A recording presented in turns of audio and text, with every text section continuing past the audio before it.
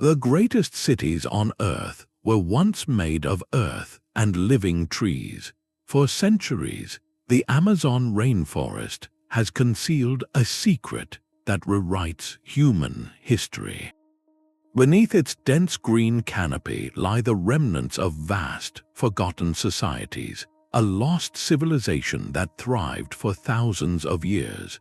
By the end of this journey, you will see the Amazon not as a wilderness, but as the engineered heart of a massive ancient world. How did an entire continent of people vanish from memory, and what ingenious clues are finally revealing their story? What does it mean to discover that our deepest jungles were once someone's home? This idea of a pristine, untouched wilderness is a powerful and persistent story. It told us that the Amazon was a world apart, a place where human history was thin and fleeting. Early European explorers, struggling through the overwhelming density, often described it as a hostile and empty land. Their reports spoke of endless, identical trees, poor soil, and relentless insects, a landscape that seemed designed to resist permanent human habitation. This view hardened into academic consensus for much of the 20th century. Anthropologists theorized that the rainforest soil, known as terra firma, was so nutrient-poor that it could not support the agriculture needed for cities or complex societies. The only people who could live there, the theory went, were small, scattered bands of hunter-gatherers, living lightly on the land and moving constantly. This became the textbook image, the green desert narrative. It was more than just a theory, it was a lens that colored everything. When archaeologists did find evidence of pottery or earthworks, they were often interpreted as isolated anomalies, the temporary camps of those small nomadic groups. The myth itself became a perfect camouflage. It taught generations of researchers not to look for great civilizations because the environment made them impossible. So they did not look. The jungle kept its secret not just under vines and roots, but within our own assumptions. To find a lost world, we first had to lose a long-held story.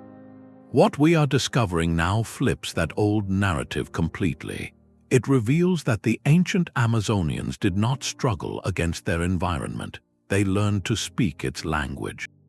The first tangible clue to this lost world is not a towering pyramid or a carved stone, but something far more humble. It is the ground beneath our feet. Walk through certain parts of the Amazon today, and you might stumble upon a patch of earth that feels different. It is darker, richer, almost like garden compost. Local farmers have known about these spots for generations, calling them Terra Preta, Portuguese for black earth. For a long time, scientists debated its origin. Was it the result of ancient volcanic activity, or perhaps a lucky deposit from a long-gone river? The truth, uncovered through soil science, is far more profound. This is not natural soil, it is a manufactured one. Terra Preta is an anthropogenic soil, meaning it was deliberately created by human hands. The analysis is clear. It is packed with charcoal from controlled burns, fragments of broken pottery, food waste, and composted organic matter. This was not a casual process. It was a sophisticated, generations-long practice of soil enrichment. Think of it as the ultimate recycling program. Communities would take the region's naturally infertile yellow earth and transform it, layer by layer, into a self-sustaining super soil. The charcoal acts like a sponge, locking in nutrients and moisture, making the land productive for decades, even centuries. These dark earth patches are not small garden plots, some stretch for miles. They form a vast, fragmented map of ancient settlement and agriculture. This discovery shatters the old green desert myth in the most fundamental way. It proves that large, settled populations did not just live here, they thrived by actively improving their environment. They were not passing through, they were putting down roots, literally and figuratively. They were earth engineers, so if they possessed the knowledge to create fertile islands in a nutrient-poor sea, what else did they construct upon this foundation they built with their own hands? But the story of Terra Preta is only the first chapter written in the earth. To see the full scale of this civilization, you have to rise above the trees. From the forest floor, the Amazon is a breathtaking chaos, a million shades of green in a relentless, beautiful scramble for light. It feels primal, untouched by design. Yet when scientists began to peer beneath that living roof with a technology called LiDAR, that entire perception shattered. LiDAR works by sending millions of laser pulses from an aircraft down through the canopy. Each pulse bounces back, mapping not just the treetops, but the ground itself, digitally stripping away the vegetation to reveal the naked landscape below. What it revealed was not a blank slate, but a canvas, a vast, intricate canvas etched with geometry. Suddenly, the chaotic green gave way to perfect circles, immense squares, long straight lines, and complex networks of roads. These are the geoglyphs, and they are staggering. In regions like Acre in Brazil, the ground is patterned with enormous geometric earthworks, some over 1,000 feet across. From the ground, you might walk right over a gentle rise and never know you were crossing the wall of a giant square or the bank of a ceremonial ditch.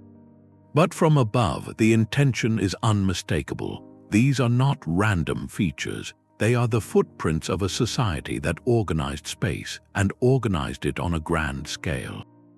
Think of the planning involved. To dig a moat that forms a perfect circle, or to raise an earthen bank into a precise square, requires shared knowledge, a unified vision, and a coordinated community.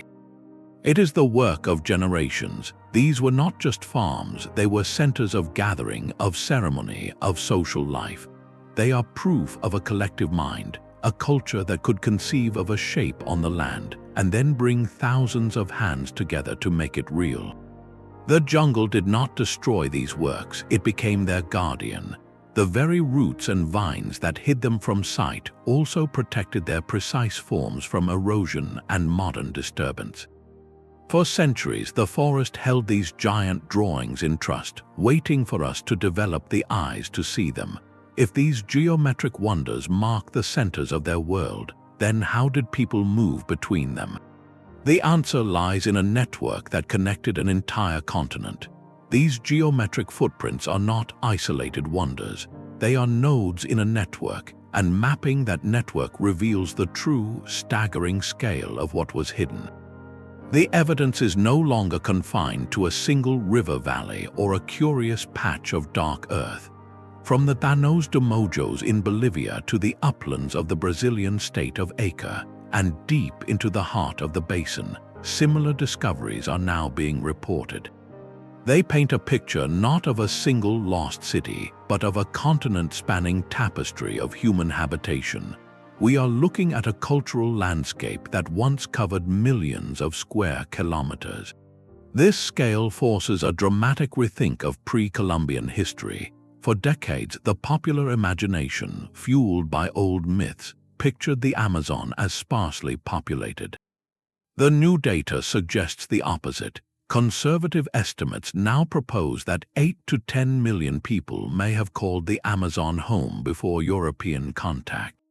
To grasp that number, consider that this population density would have rivaled many parts of Europe during the same period. This was not a silent, empty wilderness. It was a thriving, populated world. The old quest for a single El Dorado, a legendary city of gold, or a mythical lost city of Z, completely missed the point. The reality was far more profound and much harder for outsiders to see. This was not a civilization built on concentrated stone monuments that declared their presence for millennia. It was a civilization built in harmony with the forest, a sprawling, interconnected network of towns, villages, ceremonial centers, and roadways, all woven into the living fabric of the jungle itself. The concealment was so perfect precisely because it was continental in scope. The evidence was everywhere, but we were trained to look for the wrong things, for pyramids and carved stone, not for the gentle rise of an ancient causeway or the specific mix of trees that marks a long-vanished orchard. This changes everything. It redefines the Amazon from a mere backdrop of history, a challenging environment on the edge of more advanced cultures, to a central stage. It was a place of innovation, of immense social complexity, and of a deep, sustainable partnership with one of the most dynamic ecosystems on the planet. Their greatest monument was the managed, productive landscape they left behind, a monument so seamless with nature that it took us centuries of looking to finally see it. If millions of people shaped this world, then what cataclysm could have caused such a vibrant society to fade from memory, leaving only whispers in the soil? The clues are not buried, they are growing all around us. To find the next layer of this hidden world, you do not need to dig, you simply need to look up. Walk through many parts of the modern Amazon, and you might notice something curious about the trees. Towering Brazil nut trees, clusters of cocoa, useful palms, and groves of fruit-bearing species seem to dominate certain areas in a way that feels almost intentional. For a long time, this was seen as a happy accident of nature, a bounty provided by a rich ecosystem, but science is revealing a different story. This is not a random distribution. It is a pattern, a living signature of the past. Botanists and ecologists now understand that vast stretches of what we call virgin rainforest are, in fact, ancient gardens. This was a practice known as agroforestry or forest gardening. Imagine not clearing the land for a field, but instead carefully sculpting the existing forest. You would protect and nurture the most valuable trees, plant new ones that provided food or medicine, and create a layered, self-sustaining ecosystem that mimicked the forest's own complexity. It was agriculture in 3 dimensions. The Brazil nut tree, for example, is notoriously difficult to cultivate on its own. It thrives in a very specific relationship with the forest around it. The fact that we find vast, concentrated stands of these trees is not a natural phenomenon. It is the result of generations of human stewardship, of people planting, tending, and protecting these groves. The same goes for palms that provided thatch and fruit, or vines used for medicine and fiber. This changes our understanding of the jungle in a profound way. The Amazon we see today is not a pristine wilderness that existed separately from humanity. In significant part, it is a cultivated artifact, a living archive of botanical knowledge. The civilization did not just live in the forest, they became its co-authors. They engineered an ecosystem that could support large, settled populations sustainably, a food forest that kept producing for centuries. This is perhaps their most enduring and elegant legacy. Long after the last gardener was gone, the orchard kept growing. The trees they planted continued to bear fruit. The groves they nurtured continued to spread, silently maintaining the blueprint of a lost world within the green chaos. It is a testament to a philosophy of living with the land, not just on it. But if this civilization was so widespread, so ingeniously adapted, and so deeply woven into the fabric of the continent, what could have possibly caused such a vibrant world to vanish from human memory? The answer lies not in a single cataclysm, but in a profound and tragic collision of worlds. The silence that followed was not the silence of an empty land, but of a world interrupted. For the civilization of the Amazon to disappear so completely from history, something more than the passage of time was required. Its final act of concealment was aided by one of the most profound demographic catastrophes in human history.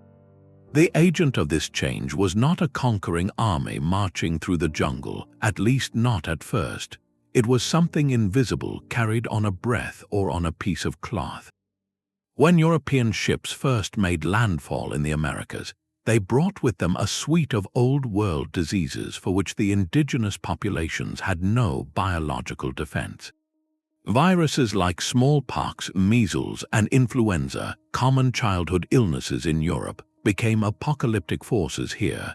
They spread with terrifying speed, often racing far ahead of the explorers themselves along well-established trade routes that had once connected that vast, populated network.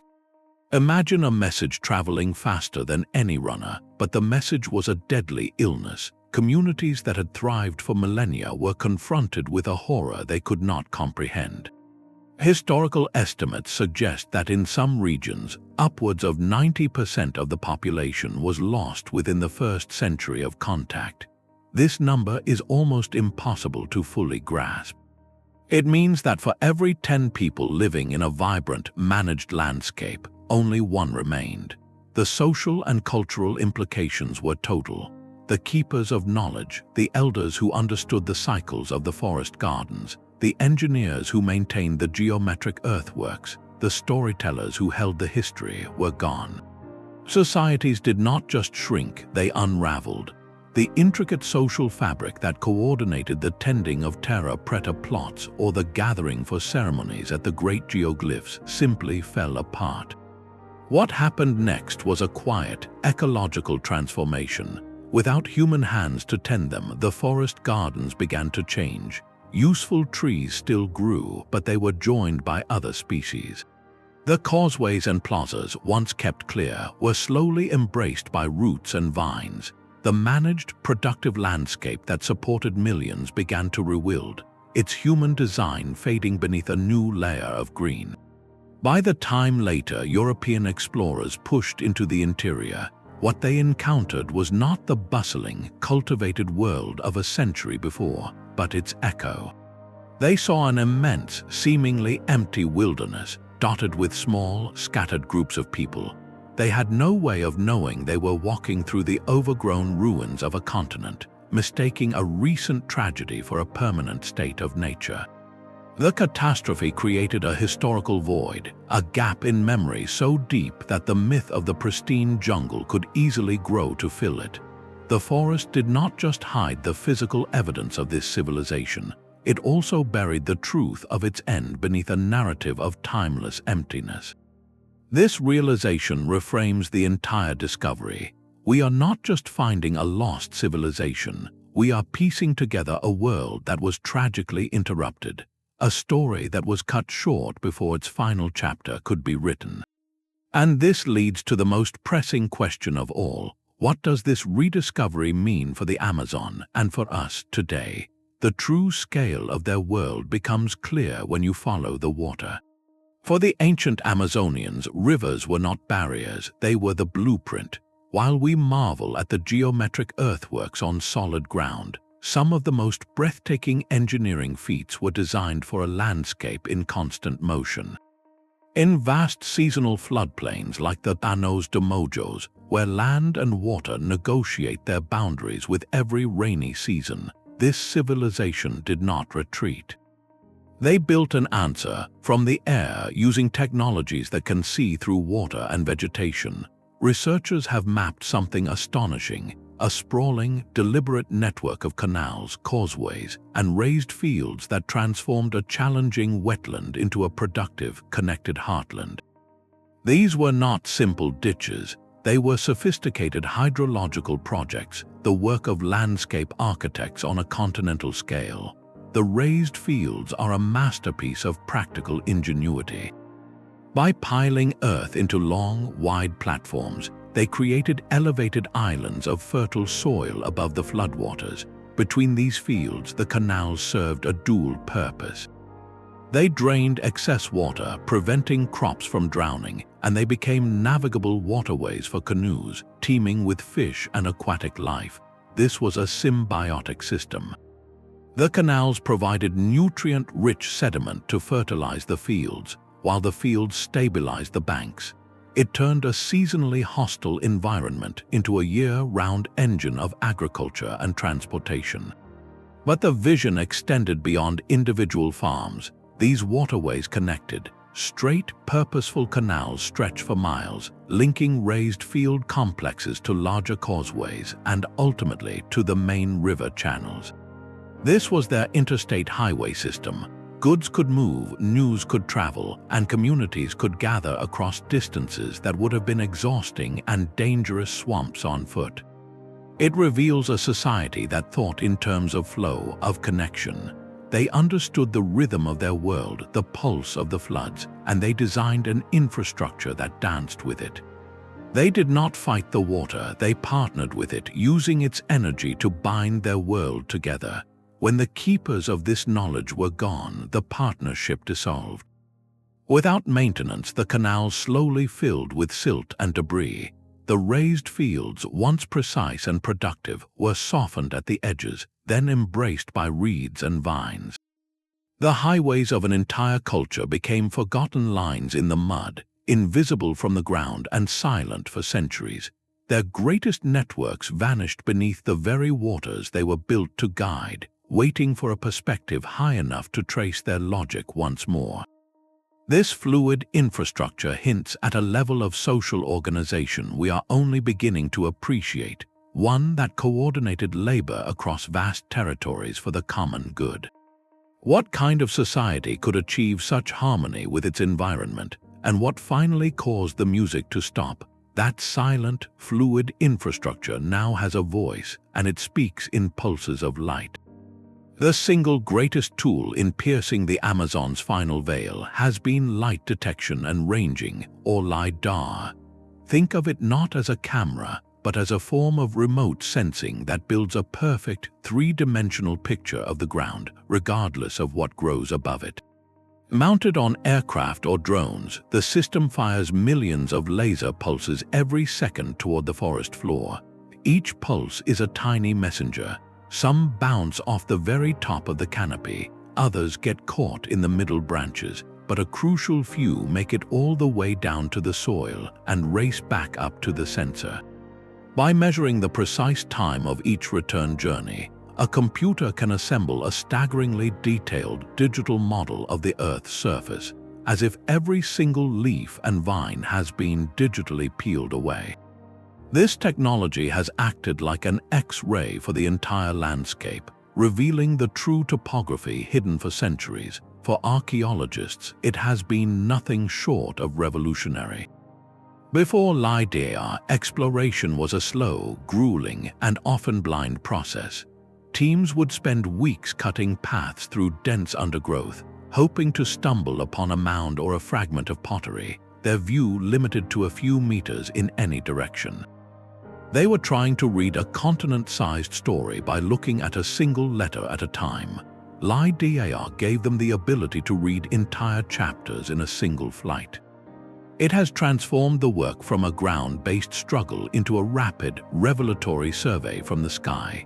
The most stunning revelations come when the data is processed. What appears on the ground as a gentle, forested hill might be revealed from above as the precise corner of a massive square platform. A meandering footpath aligns perfectly with a straight causeway running for miles.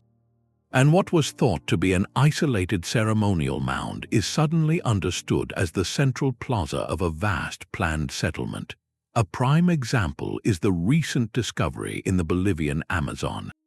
LiDAR surveys there uncovered not just a few structures, but an extensive urban network with stepped pyramids, concentric rings of moats and ramparts, and a complex grid of causeways linking neighborhoods and ceremonial centers. This was not a village, it was a city, and it had been hiding in plain sight for centuries, woven into the forest. This technology has shown us beyond any doubt that the scattered clues we found on the ground were never isolated. They are almost always part of something much larger, a grand design we simply could not see from within the green maze.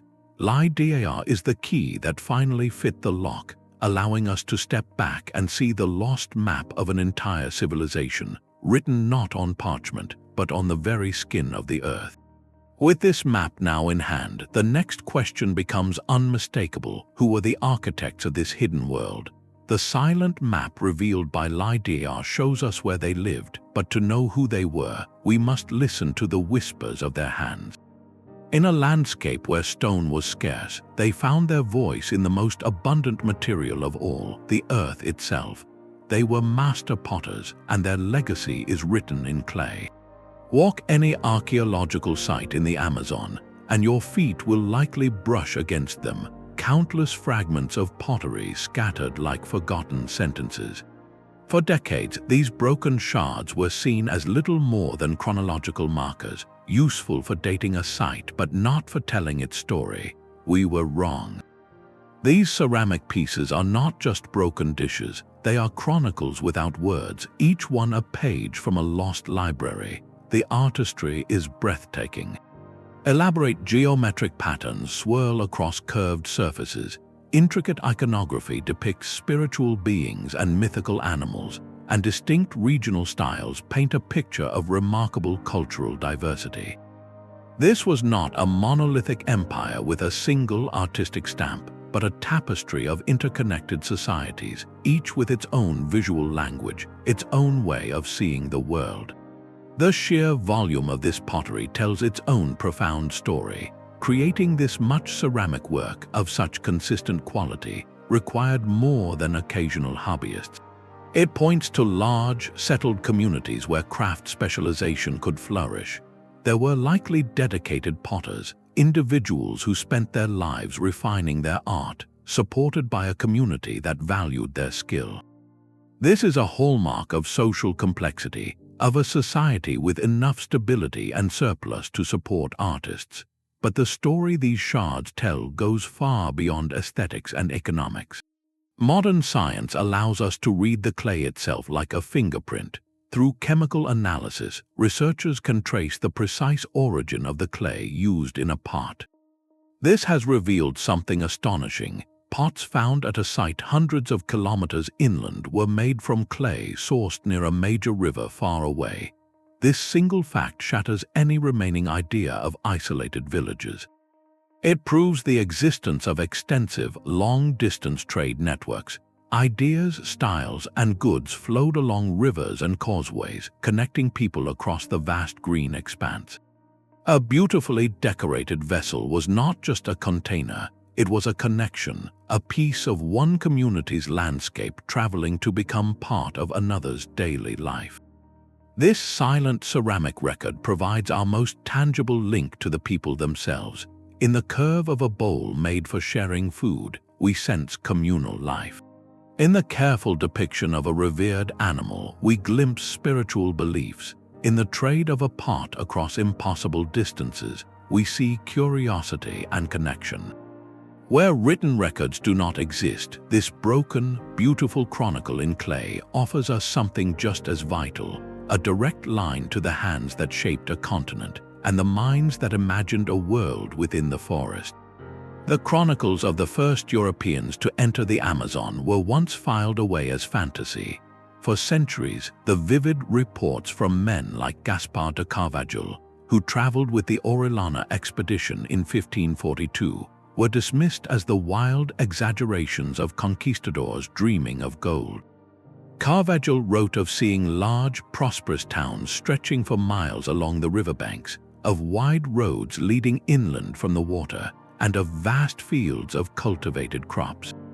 He described a landscape humming with human activity. To later generations of scholars and explorers who ventured into a much quieter forest, these descriptions seemed impossible. They concluded the early chroniclers had either lied or fallen victim to their own wishful thinking, seeing cities where only small villages existed. This dismissal became a cornerstone of the empty jungle myth. But what if the error was not in the original observation, but in our timing? We are now learning to read these fragile, centuries-old texts with the eyes of detectives. They are not mere fables. They are likely the last eyewitness accounts of a living world, captured in the brief, tragic window between first contact and catastrophic collapse. Orellana's expedition came at the precise moment when old-world diseases, traveling unseen ahead of them, were already sweeping through the interconnected populations. What Carvajal described may not have been an empire at its peak, but a civilization in the first stages of a profound unraveling. The large towns he saw might have been already partially emptied, the wide roads perhaps less traveled than before, the fields beginning to be reclaimed by the forest's edge. His account is not a portrait of imaginary El Dorado, but a heartbreaking snapshot of a society in its final moments of recognizable form. Later explorers, arriving decades or a century after, walked into the silence that followed. They found the scattered, resilient communities that had survived the catastrophe, and logically assumed this was how it had always been. The earlier, richer descriptions were then labeled as myth, creating a historical feedback loop that hid the truth for 400 years. These old chronicles are now being cross-referenced with the physical evidence from LiDAR and archaeology, and the pieces fit together with chilling clarity. The road's Carvajal mentioned align with the causeways we can now map from the air. The towns correspond to the geoglyph complexes and Terra Preta deposits we can now date. These texts are no longer just historical curiosities, they are vital corroboration, a written testimony to a world our technology is only now allowing us to see again. They remind us that the greatest mystery was not entirely hidden. Its echo was recorded in ink on paper, waiting for us to understand the profound loss that separated the world described from the world encountered just a generation later. This realization forces a question of profound responsibility. If this civilization was so vast and so ingeniously adapted, what can its fate teach us about our own relationship with the world's last great forests? Their architecture was not built to scrape the sky, but to rise gently from the earth itself. In a land without accessible stone quarries, the ancient Amazonians became masters of a different medium, soil. They moved mountains of it not to conquer the landscape, but to sculpt it into a form that served their lives. Scattered across the entire basin are thousands of earthen mounds, platforms, and ramparts, each one a testament to communal effort and purposeful design. These structures were the multi-purpose buildings of their world. Some, with deep surrounding ditches and high walls, clearly served as defensive works, places of refuge for a community. Others, arranged in precise geometric patterns, were almost certainly ceremonial centers, stages for rituals that connected the people to the cosmos. But perhaps the most common were the residential platforms. By piling earth into wide, flat-topped mounds, they literally lifted their homes and villages above the unpredictable floodwaters of the rainy season. This was practical genius, turning a seasonal challenge into stable, dry real estate. In places like the Santarém region of Brazil, archaeologists have mapped the outlines of what were once large, thoughtfully planned settlements. Imagine a central plaza, a clear communal space, ringed by clusters of these residential mounds, creating a neighborhood layout that fostered both community and family life. Pathways would have connected the mounds, and the plaza would have buzzed with activity from daily chores to important gatherings. The true magic of this earthen architecture, however, was its ultimate camouflage. These were not monuments meant to declare their builders' glory for eternity in stone. They were living spaces meant to be part of the land. Over the centuries, as the communities that tended them faded from memory, the forest did what it always does: it grew. Soil collected, seeds took root, and these carefully shaped platforms slowly, gently morphed into forested hills. A home became a hillock, a ceremonial platform became a small, tree-covered rise. The transformation was so complete, so seamless, that for centuries, anyone walking through these areas would have seen only natural topography. The concealment was perfect because it was not an act of hiding, but a process of reintegration. The civilization's structures were designed from the outset to be of the earth, and in time, the earth simply embraced them back. The discovery of these sites often comes from a subtle shift in perception. An archaeologist walking a transect might note that a particular hill has an unusually regular shape, a flat top where a rounded peak would be expected. Or a soil core pulled from its heart might reveal not just layers of natural sediment, but distinct bands of charcoal from ancient hearths and dense concentrations of pottery fragments. the quiet debris of 1,000 daily meals. In that moment, a hill stops being a feature of the landscape and starts being a story.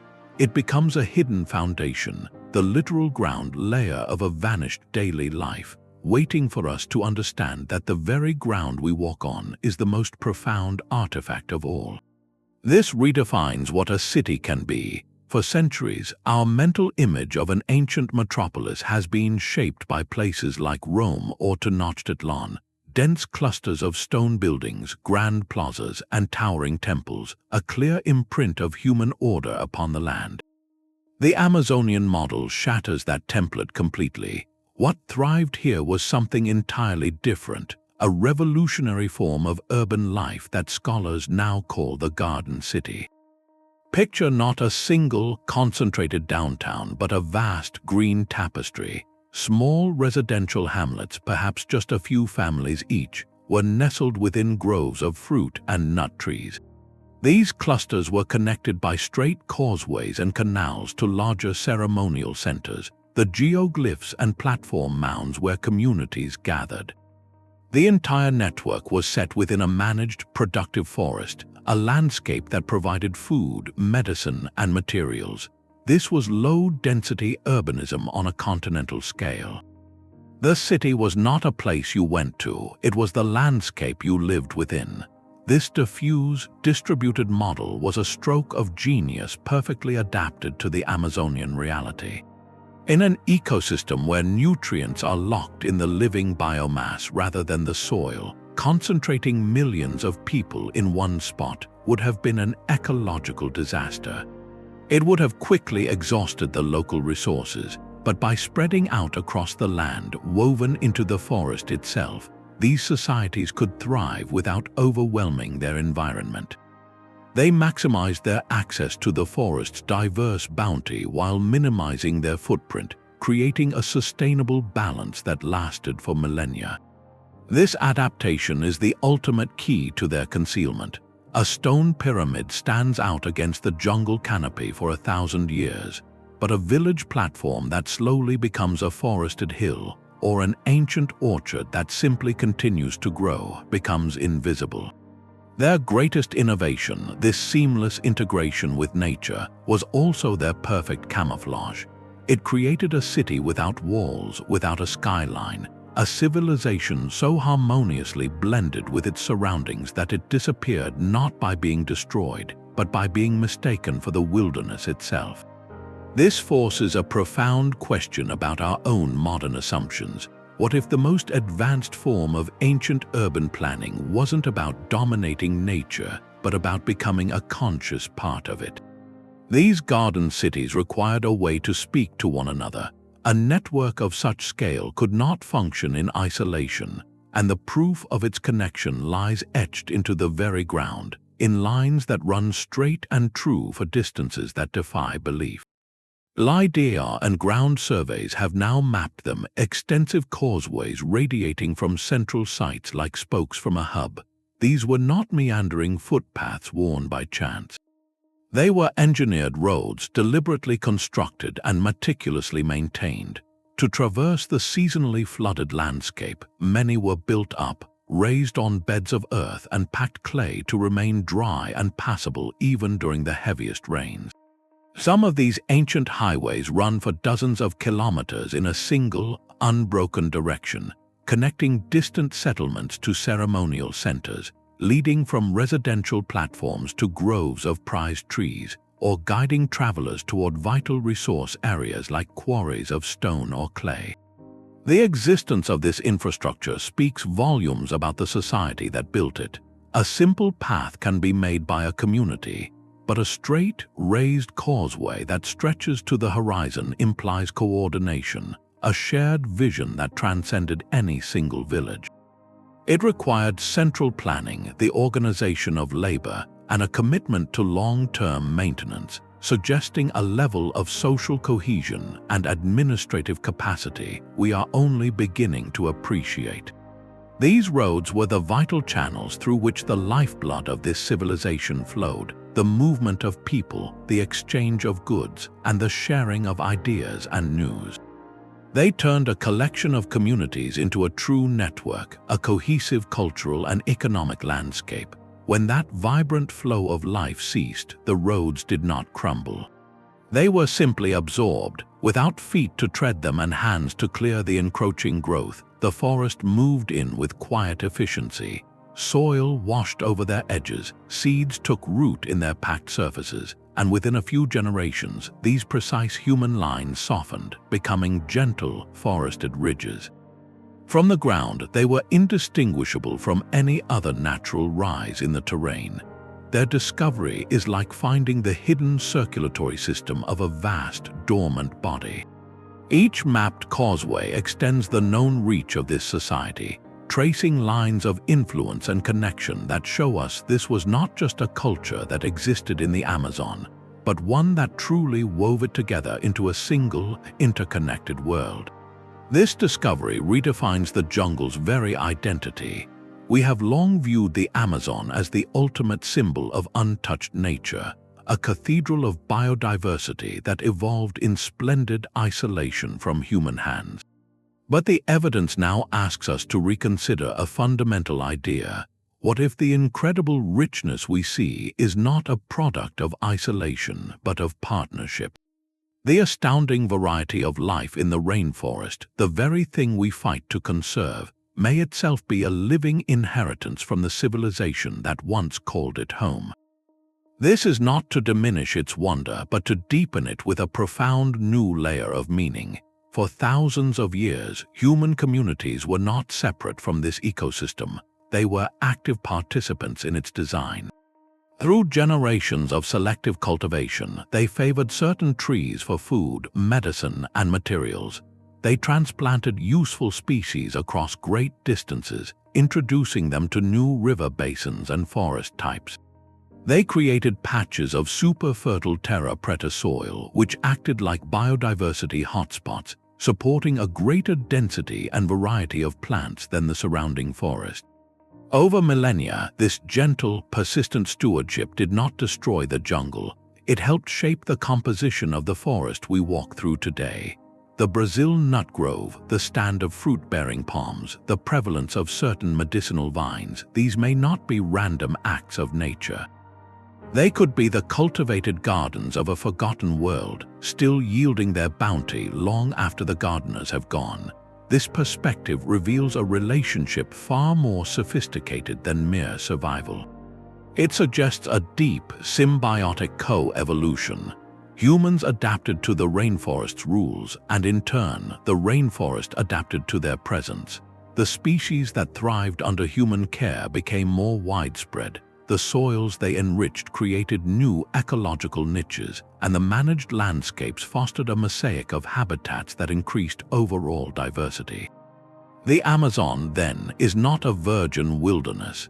It is better understood as a palimpsest, that is an ancient manuscript where old writing has been scraped away to make room for new text, yet traces of the original story remain faintly visible beneath the surface.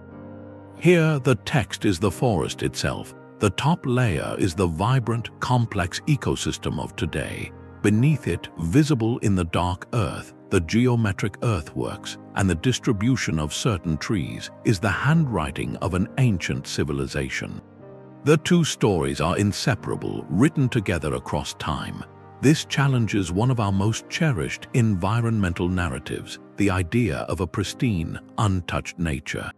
It does not lessen the urgency to protect this place, rather it heightens it. We are not guarding a static museum diorama, but a dynamic cultural landscape, a testament to a partnership that lasted for millennia. It asks us a humbling question when we work to save the Amazon. What are we truly preserving? Is it only a natural world, or is it also the last living monument to a people who mastered the art of living within it, leaving a forest full of their fingerprints as their only lasting testament? The sky above the canopy was their ultimate calendar. Beyond the practical genius of canals and causeways, the ancient architects of the Amazon were also precise observers of the cosmos. Scattered among the geometric earthworks are clues that some of these massive structures were deliberately aligned with the movements of the sun, moon, and stars. Certain geoglyphs, for instance, have openings or central axes that point directly toward the spot on the horizon where the sun rises on the day of a solstice or equinox. On those specific mornings, the first rays of light would have poured through those designated gateways, illuminating central plazas or marked pathways in a dramatic display of celestial alignment. This was not a coincidence. It was a sophisticated integration of heaven and earth, a way of writing time and ceremony directly onto the landscape. To achieve this required more than just marking a spot one day. It demanded generations of careful observation. Someone had to watch the same point on the horizon for decades, noting the sun's slow, yearly journey north and south, pinpointing the exact days it seemed to stand still before turning back, the solstices. This long-term knowledge then had to be translated into massive, permanent earthworks. The builders needed the skills of surveyors, stretching sight lines across miles of forest to ensure their ditches and banks were oriented with perfect precision.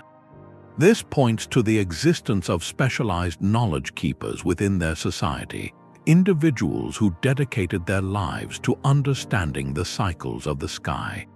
Like the priest astronomers of other ancient cultures, these scholars would have used their knowledge to guide the community, marking the seasons for planting and harvest, determining the timing of important ceremonies, and weaving the predictable rhythm of the cosmos into the very fabric of their cultural identity.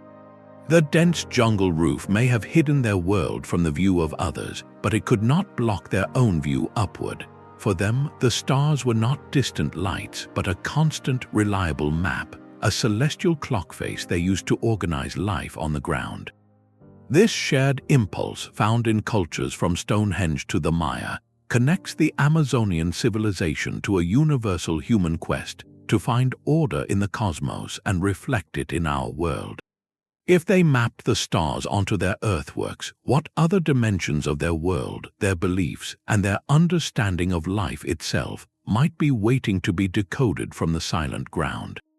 The conquest was a process of forgetting. While invisible germs caused the physical collapse, the European arrival that followed initiated a deliberate and systematic erasure of memory. The conquistadors and settlers who came after Orellana arrived with a specific lens, one shaped by the old world. They sought gleaming cities of stone and gold, the tangible wealth described in their own myths. What they found instead were earthen platforms, forest gardens, and ceramic art. To their eyes, these were not the hallmarks of civilization, but of primitive simplicity. They were looking for a reflection of themselves, and seeing none, they often concluded there was nothing of value to see at all. This fundamental misunderstanding became a tool of conquest. If the land was empty or inhabited only by simple peoples, then claiming it was justified. The rich tapestry of life they encountered, the managed landscapes and complex societies, did not fit this narrative, so the narrative simply overwrote them. The dismantling was multifaceted. Missionaries sought to replace intricate spiritual beliefs and oral histories with a single doctrine, often condemning indigenous knowledge as pagan. The economic engines that followed, like the brutal rubber boom centuries later, treated both the land and its people as mere resources to be extracted, further fracturing communities and severing the living connection to the past. This created a profound double silence. First, there was the physical silence of the regrown forest, reclaiming the causeways and mounds. Then, layered on top, came a cultural and historical silence, an imposed amnesia. The dominant story became one of an eternal, untamed wilderness occasionally dotted with small, timeless tribes. The very possibility of a vast, innovative civilization was written out of history, not by accident, but by a worldview that could not recognize its form. This makes the modern archaeological discovery far more than an academic exercise. It is an act of historical reclamation. Each mapped causeway, each analyzed shard of pottery, each LiDAR image of a geometric plaza is a step in restoring voice and legacy. It challenges a centuries-old narrative of emptiness and replaces it with one of presence, achievement, and profound adaptation. We are not just finding lost cities, we are correcting a record, allowing the land itself to testify to the generations who shaped it and whose memory the forest faithfully guarded long after the world had decided to forget. Their engineering extended from the heavens down into the very water they lived upon. In the vast, seasonally flooded savannas of the Bolivian Amazon, known as the Llanos de Mojos, the ground tells another story of mastery. Here, researchers have mapped not just canals for transportation, but intricate, sprawling networks designed for a specific purpose, harvesting life from the water. These are the remains of sophisticated ancient aquaculture, a system of artificial ponds and connecting channels that transformed seasonal floods into a managed, protein-producing landscape. Imagine the seasonal cycle. The rains come and the plains become a shallow inland sea. As the waters recede, they leave behind isolated pools teeming with fish. The ancient inhabitants of this region saw an opportunity in this natural rhythm. They enhanced it. By digging networks of canals, they could control the flow of water, guiding fish into purpose-built ponds or enclosed areas where they could be easily nurtured and later harvested. These were not just traps, they were early forms of fish farming. This represents a quantum leap in environmental management. It moves far beyond simply gathering what nature provided by chance. This is active husbandry, the deliberate cultivation of aquatic resources. It shows a deep, practical understanding of fish ecology, knowing which species thrived in such environments, their breeding cycles, and how to sustain their populations year after year. Building and maintaining these watery grids was no small feat. It required a communal vision and coordinated labor to excavate the earth, shape the ponds, and keep the canals clear. This was the work of a settled, organized society planning for long-term food security. The payoff was immense, a reliable, renewable source of protein right at their doorstep, independent of the hunt. This innovation allowed for larger, more permanent settlements to flourish in these wetland regions, freeing time and energy for other pursuits. It paints the final strokes on a portrait of a civilization that did not see their environment as a set of limitations. They saw it as a partner, a system to be understood, engaged with, and gently enhanced. They engineered a balanced and resilient food web, weaving fish farms into their garden cities and raised fields, creating a holistic, self-reinforcing world where land and water worked together to sustain life. If they could orchestrate such harmony between earth, forest, and water, what profound understanding of balance did they carry, and what finally tipped that delicate equilibrium beyond recovery? The past is not a locked door, but a window into the choices we face today. This rediscovery of a lost Amazonian civilization is far more than a historical curiosity. It carries immediate and urgent weight for the present moment. If the Amazon we see is not a pristine wilderness, but a vast, ancient garden city, then our entire approach to its conservation must be rethought. Modern strategies that treat it as an untouched ecosystem to be fenced off and protected in a static state may be missing a crucial point. The forest's incredible resilience and biodiversity were, in part, cultivated by human partnership over thousands of years. This suggests the most effective way to protect it might not be to remove people from the equation, but to learn from the kind of partnership that once thrived here. This is where the rights and knowledge of contemporary indigenous communities become absolutely central.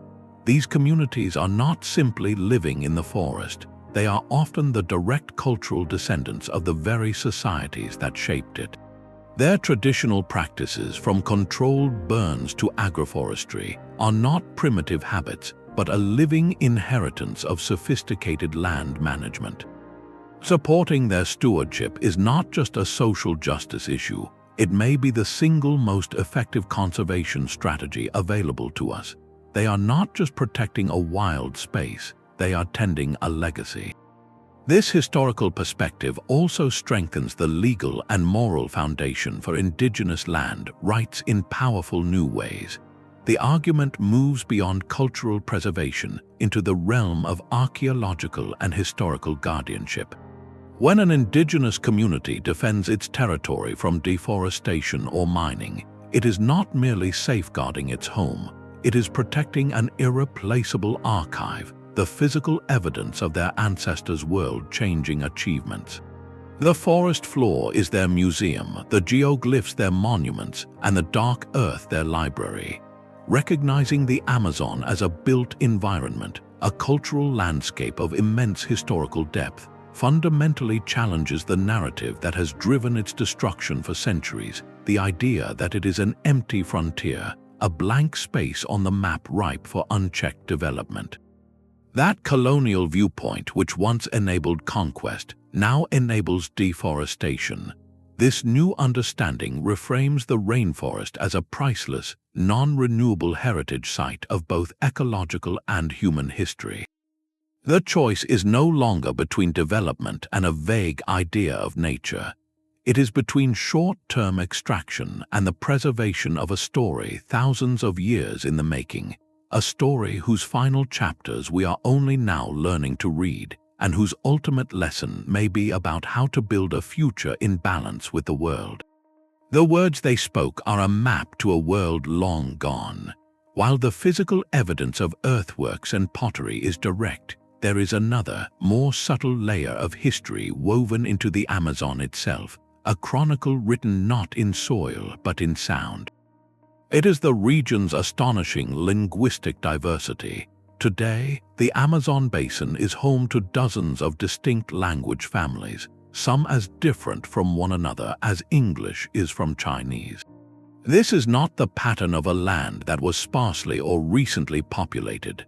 Such profound linguistic variety is the hallmark of deep time, of communities developing in relative isolation over thousands of years, their languages branching and evolving like the roots of ancient trees. But within this diversity, linguists also detect patterns of connection. The spread of major language groups, such as the expansive Tupi-Guarani family, tells a story of movement and influence. This was not a random drift. The linguistic evidence suggests these languages spread along with people and often along with specific ideas and technologies. The expansion of Tupi-Guarani languages, for instance, appears to correlate geographically and chronologically with the spread of certain agricultural practices, like the cultivation of manioc. Think of language as a traveler, moving along the same causeways and river highways that carried pots, seeds, and ideas. A new word for a farming technique or a ceremonial object would have moved through the network just as the object itself did.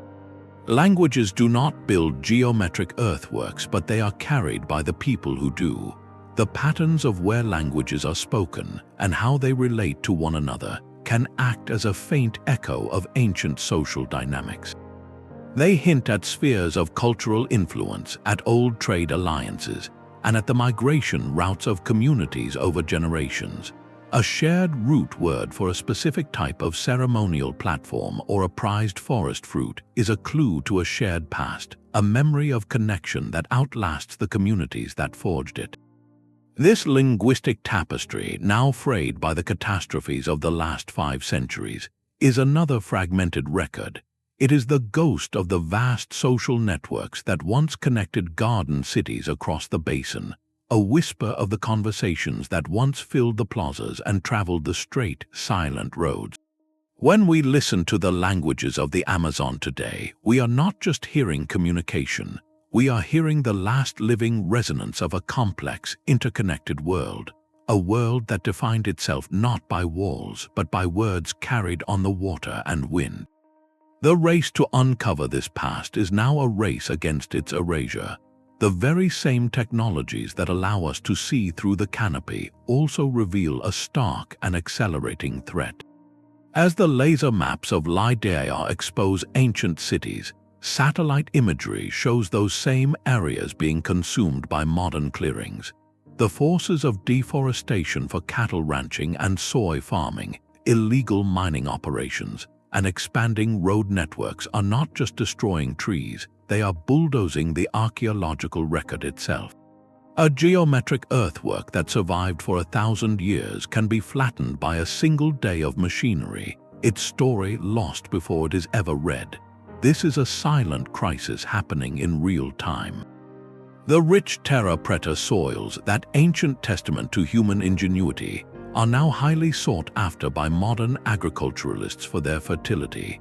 They are being dug up and carted away, the physical evidence of a sustainable past being mined for short-term gain. In more remote areas, looters scour newly exposed land for pottery and artifacts, removing objects from their context and shattering the narrative they could tell. Each of these actions erases data points in a continent-sized puzzle we have only just begun to assemble. The urgency this creates for archaeologists is profound. Their work is no longer a leisurely academic pursuit. It has become a form of cultural rescue. Every flight with a LiDAR scanner, every ground survey, every soil sample is now a desperate effort to document a heritage site that may not exist next season. They are racing to create a digital archive of a vanishing world, knowing that for many sites, the map they make may be the only lasting record. This transforms the field from pure discovery into active preservation. The stakes extend far beyond history books.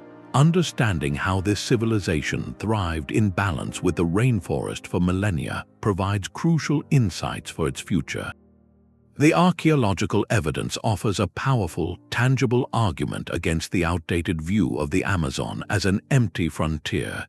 It proves this is not unused land, but a deeply inscribed cultural landscape, a library of ancient ecological knowledge. In this way, the trowel and the satellite image become tools for modern conservation.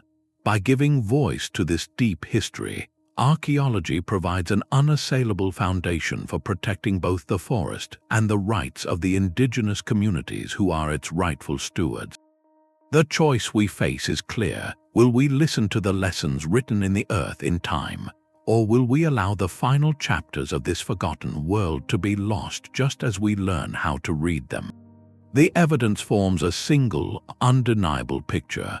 A civilization of this scale and sophistication forces us to rewrite the first chapter of the Americas.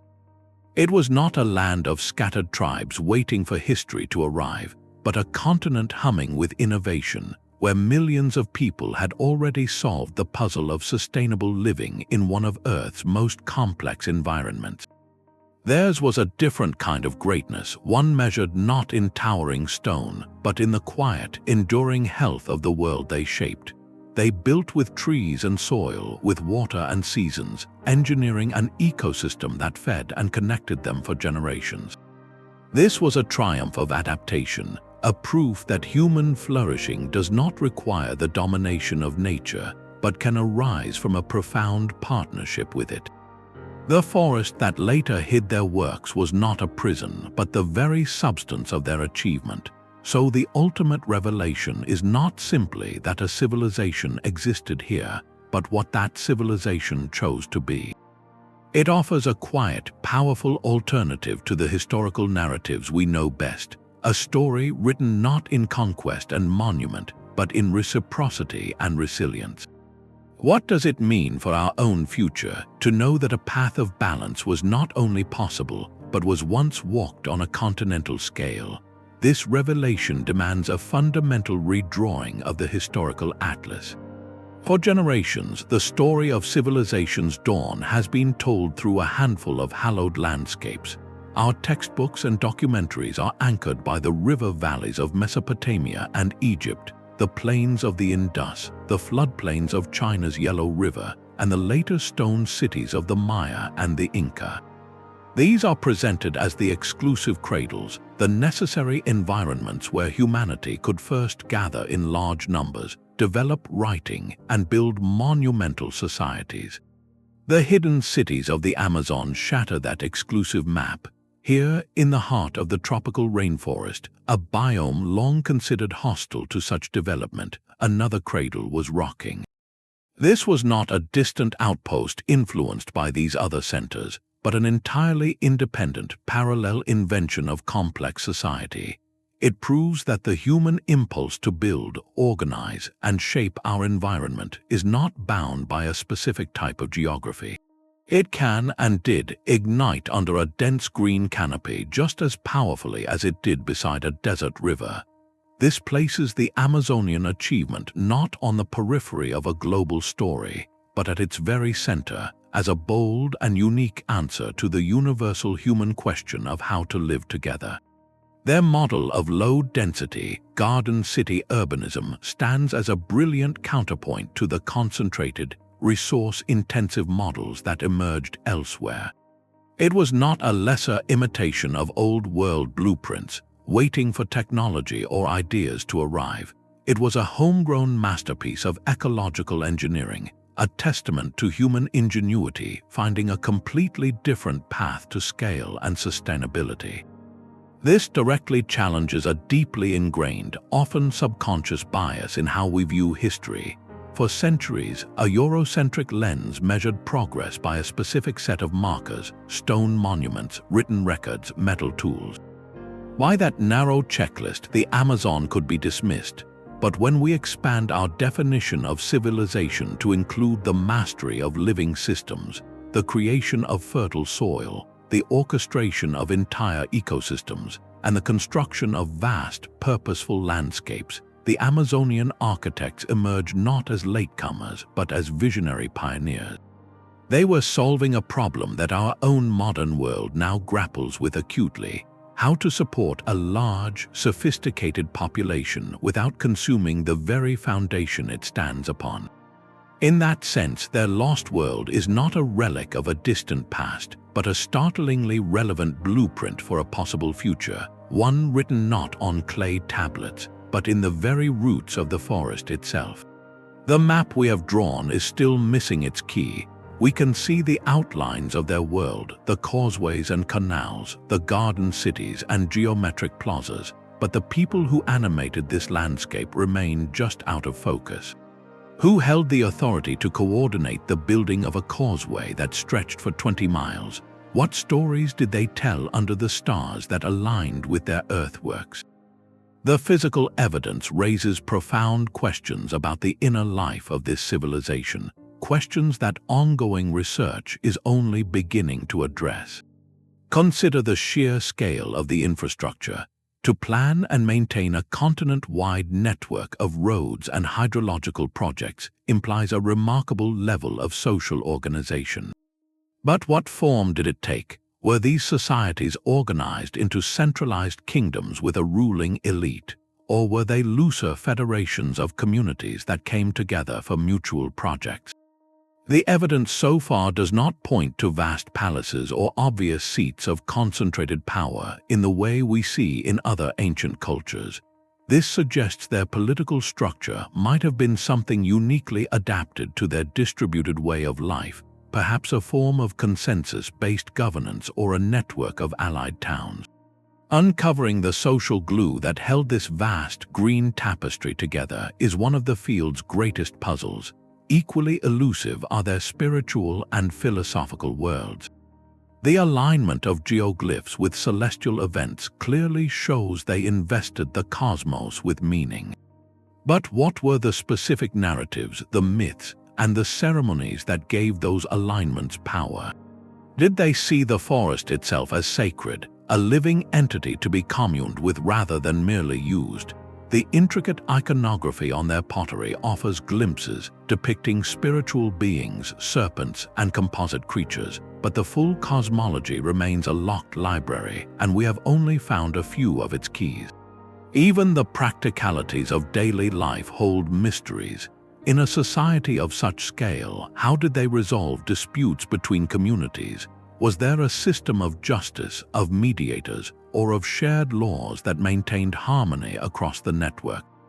The archaeological record shows little evidence of large-scale, organized conflict. which in itself is a fascinating clue. It suggests they may have developed highly effective social mechanisms for maintaining balance, a diplomatic and cultural toolkit that kept the peace across a vast and diverse region. The tools to answer these questions are evolving as rapidly as the discoveries themselves.